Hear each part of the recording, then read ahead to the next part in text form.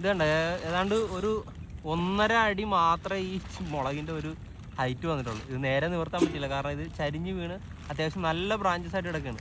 ഇതിനകത്ത് മുളക് പിടിച്ചിരിക്കണമെങ്കിൽ വേണ്ട, നല്ല അടിപൊളിയായിട്ടാണ് ഇതിനകത്ത് മുളക് പിടിച്ച് കിടക്കുന്നത്. ഈ സെറയുടെ ഏറ്റവും വലിയ പ്രത്യേകത ഇതാണ്, നമുക്ക് ഈ ഒരു പ്രായത്തിൽ തന്നെ അത്യാവശ്യം നല്ല ക്വാണ്ടിറ്റി മുളക് നമുക്ക് പറിക്കാൻ പറ്റും. ഇതിനകത്ത് തന്നെ എനിക്ക് തോന്നുന്നത് ഏകദേശം ഒരു 100 മുളകിന് മേലെ നമുക്ക് ഇതിനകത്ത് നിന്ന് പറിച്ചെടുക്കാനായിട്ട് സാധിക്കും.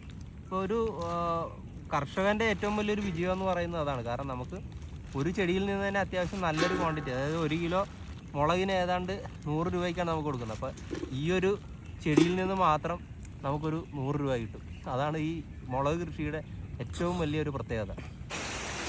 ഏകദേശം 50-60 കിലോ മുളകിൻ്റെ ഓർഡറുണ്ട്. അപ്പം നല്ല മഴയായത് കാരണം ഇന്നത്തെ വിളവെടുപ്പ് വളരെ മന്ദഗതിയിലാണ്. അപ്പോൾ തൽക്കാലം കടക്കാർക്കും വാങ്ങുന്നവർക്കെല്ലാം നമ്മളൊന്ന് കുറച്ചിട്ടാണ് കൊടുക്കുന്നത്. കാരണം ഇനി വിളവെടുപ്പ് വലിയ ബുദ്ധിമുട്ടാണ്, നന്നായിട്ട് മഴ പെയ്യുന്നുണ്ട്. അപ്പോൾ ഇവിടെ ഏകദേശം ഒരു 10-3000 ചുവട് മുളക് കിട്ടുന്നുണ്ട്. അപ്പോൾ ഇതിൽ നിന്ന് നമ്മളിപ്പോൾ ദിനം പ്രതി ഏകദേശം 50 കിലോളം നമ്മൾ മുളക് വിളവെടുത്തുകൊണ്ടിരിക്കുകയാണ്. അപ്പോൾ പുതിയ പ്ലോട്ടിൽ നമ്മൾ വീണ്ടും ഒരു 3000 ചുവട് മുളക് കൂടെ ഇടാനുള്ളൊരു പ്ലാനിലാണ്. ഏതാണ്ട് വർക്ക് നടന്നുകൊണ്ടിരിക്കുകയാണ്.